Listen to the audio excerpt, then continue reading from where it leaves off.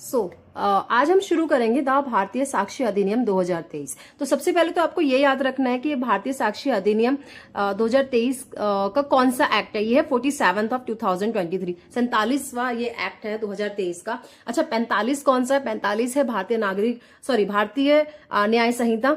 46 है भारतीय नागरिक सुरक्षा संहिता। और इसको एसेंट कब मिला प्रेसिडेंट का? इसको मिला 25 दिसंबर 2023 को। और किस प्रेसिडेंट ने एसेंट दिया है? वो दिया श्रीमती द्रौपदी मुर्मू जी ने। तो ये 3-4 क्वेश्चंस हैं जो प्रीलिम्स में बन जाते हैं, तो आप ये ध्यान रखिएगा। चलिए शुरू करते हैं। अब हम शुरू करेंगे प्रेम्बल से। An act to consolidate and to provide for general rules and principles of evidence for fair trial. तो इसका मतलब क्या है?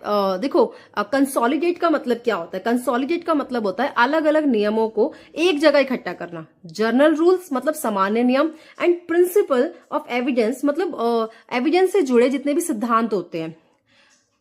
किसके लिए? फॉर फेयर ट्रायल, एक निष्पक्ष सुनवाई के लिए। तो हम इसको ये बोल सकते हैं कि ये कानून इसलिए बनाया गया ताकि सबूतों के नियमों को एक जगह इकट्ठा करा जाए और न्यायालय में निष्पक्ष तरीके से केस का फैसला हो।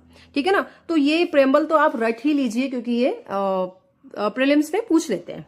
अच्छा, ये कब इनेक्ट हुआ? ये इनेक्ट किया गया हमारे पार्लियामेंट के द्वारा 74th ईयर ऑफ रिपब्लिक को। यहाँ पे भी आप हाईलाइट कर लीजिएगा। तो क्या क्या हाईलाइट करना है वो मैं आपको आगे बताती चली जाऊंगी। जैसे कि सबसे पहले तो आप हाईलाइट करो 47 of 2023।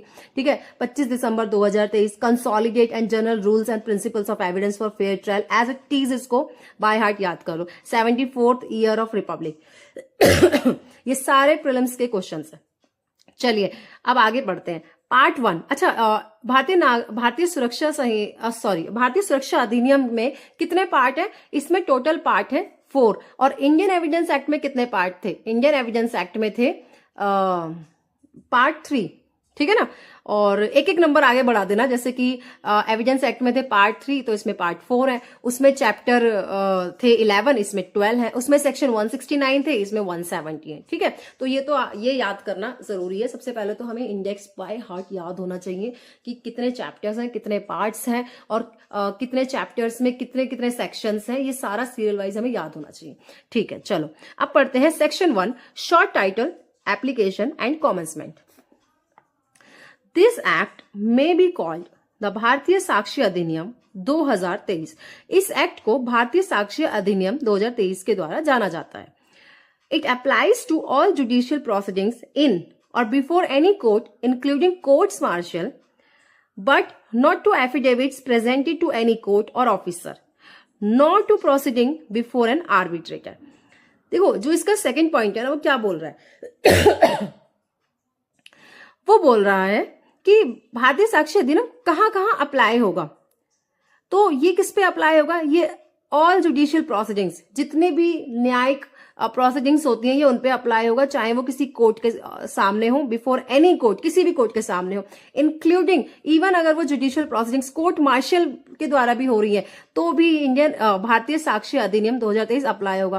I am so sorry अगर मैं बार बार इंडियन एविडेंस एक्ट बोल देती हूँ, क्योंकि जुबान पे रटा हुआ है। ठीक है ना? तो आप समझ जाइएगा कि भारतीय साक्ष्य अधिनियम के बारे में बात हो रही है।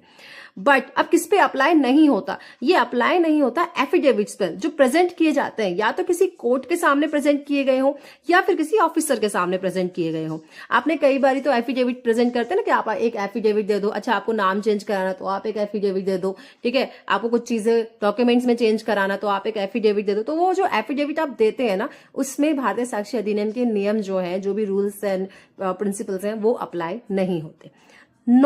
और ना ही प्रोसीडिंग्स बिफोर एन आर्बिट्रेटर, और जो आर्बिट्रेटर्स की प्रोसीडिंग्स होती हैं उस पर भी भारतीय साक्ष्य अधिनियम अप्लाई नहीं होता। तो यहां से क्वेश्चन हर बार बनता है, किसी ना किसी एग्जाम में आपको दिख ही जाएगा, किसी ना किसी स्टेट एग्जाम में।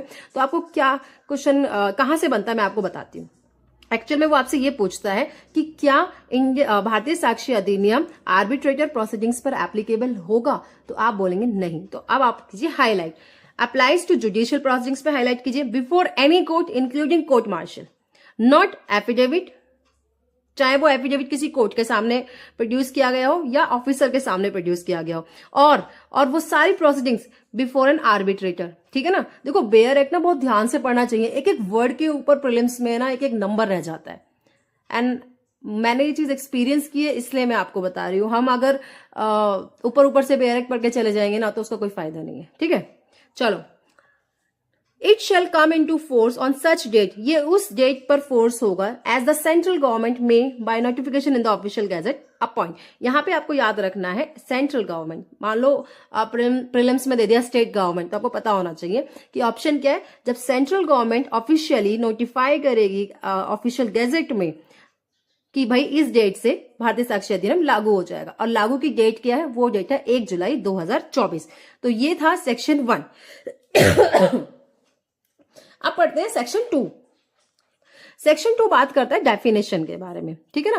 जो डेफिनेशंस होती है ना, उसका मतलब क्या है। देखो डेफिनेशन का हम सबको पता है कि परिभाषा, लेकिन किस चीज की परिभाषा, उन इंपॉर्टेंट वर्ड्स की परिभाषा जो हमारे पूरे बेयर एक्ट का सार है। बहुत बार बार वो चीजें आएंगी हमारे सामने, तो इसलिए उन्हें डेफिनेशन वाले क्लॉज में रखा जाता है। चलिए सेक्शन 2 क्या बात करता है। सेक्शन 2 बात करता है, सबसे पहले डेफिनेशन पढ़ेंगे हम कोर्ट की।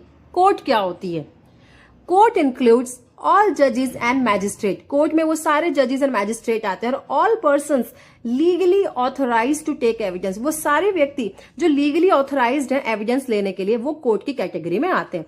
हाईलाइट कीजिए ऑल जजेस, magistrate and all persons legally authorised to take evidence. अब क्वेश्चन कहां से बनता है, क्वेश्चन यहां से बनेगा। वो आपसे ये नहीं पूछेगी कौन कौन आ रहा है, ये तो आपको पता ही है। कौन नहीं आ रहा है, एक्सेप्ट आर्बिट्रेटर्स। आर्बिट्रेटर्स जो हैं वो कोर्ट की कैटेगरी में नहीं आते। ठीक है जी। Conclusive proof. कंक्लूसिव प्रूफ का मतलब क्या है। Conclusive proof means when one fact is declared by this अधिनियम to be conclusive proof of another. ठीक है ना। जब एक फैक्ट, एक तथ्य इस अधिनियम के द्वारा ये डिक्लेयर कर दिया है कि भाई ये जो फैक्ट है ये दूसरे फैक्ट का कंक्लूसिव प्रूफ है, तो the court shall on proof of the one fact regard the other as proof. तो कोर्ट क्या करेगी, एक फैक्ट के प्रूफ पर दूसरे फैक्ट को भी वो प्रूफ मान लेगी, एंड अलाउ नहीं करेगी। शैल नॉट अलाउ, देखो यहाँ पे डिस्क्रिएशन नहीं है कि वो कर सकते हैं नहीं कर सकते, मैंडेटरी है। Shall not allow evidence to be given for the purpose of disproving it. ठीक है ना। अगर एक फैक्ट है और दूसरे फैक्ट को इस अधिनियम के द्वारा ये बोला गया है कि इस फैक्ट का ये जो फैक्ट है वो कंक्लूसिव प्रूफ है, तो कोर्ट अलाउ नहीं करेगी। अगर दोनों में से कोई एक फैक्ट प्रूफ हो गया तो कोर्ट दूसरे फैक्ट को डिस्प्रूव करने के लिए अलाउ नहीं करेगी। ठीक है, तो ये होता है कंक्लूसिव प्रूफ।